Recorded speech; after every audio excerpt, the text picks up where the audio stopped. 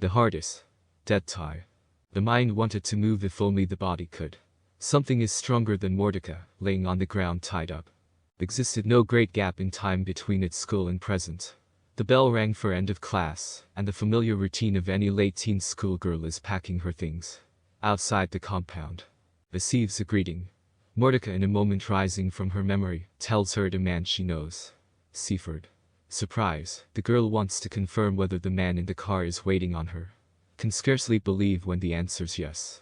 Seaford says get in. Easily she complies. He is driving and she thanks him for taking her home. Seaford says for her own good. That response carried an air of oddity considering their pasts. Mordecai did not pick up on that.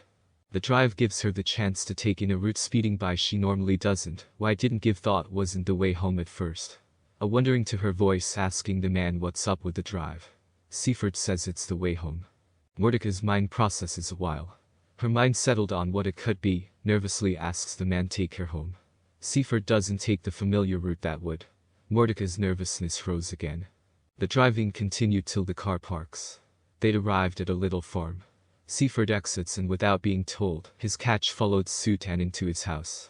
He exchanged looks with the child, who once some moments elapse, straight up tells her stepdad he can't have it now like it was before. Seaford tells her it's for the best and cares for his daughter, who landed the obvious he used to be stepdad, till he and mom split. Seaford says he very much is because separation wasn't settled by the courts. Mordecai corrects the divorce isn't settled by the courts. Not yet. She spoke a word rather taboo in her teen mind, divorce. Her fingers pushed buttons on a 1980 Western Electric Model 2500 DMG telephone. Verbal tennis between them ended. When the voice on the line answers, Mordecai tells mom Seaford picked her up from school and not to worry, she's fine. What the man wanted her to pass on. The girl desperately adds she doesn't want to stay with him. Not what he wanted to hear. Mom panics. The call breaks when he roughly seizes the phone. Arms secured to her back, tied with a handset cord and the feet by the different RJ11 cable. The same phone she talked to mom with. Carrying her in his arms, deposited the girl in the basement downstairs. Rounds out how she in the situation. She's nervous, not frightened because he did live with her as a father in the past. Mordecai doubts he'll go full crazy.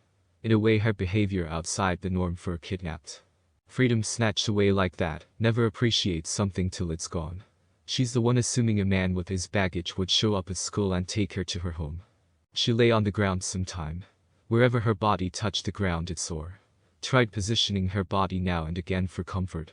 No matter her feelings of Seaford, her human response is getting out. Wanted to cry out, but then again thinks better of it. Herself to rely on. Arduous moving her body. First inching her way in a desired unwelcome way lying down, toward the wall. Compares to a worm. Next manages to stand painfully after gradual time against it. Moving hurts tied up. Muscles and the cord tight to her flesh. Neither bonds come off when she tried to loosen. What to do? She buried how the situation could turn worse and rather helpless in her condition. Moving across the wall reached stairs the bottom. Her next movement almost landed the girl face first into them.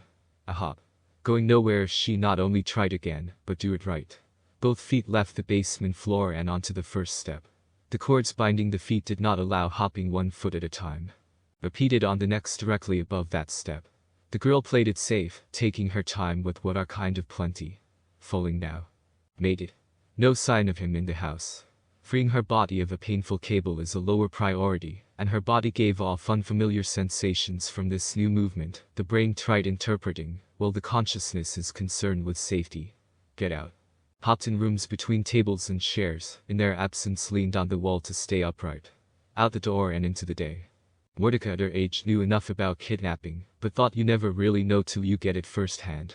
Not far a main road and with nothing to lean on, hops the tens of feet over. A passing vehicle if it came, couldn't miss her.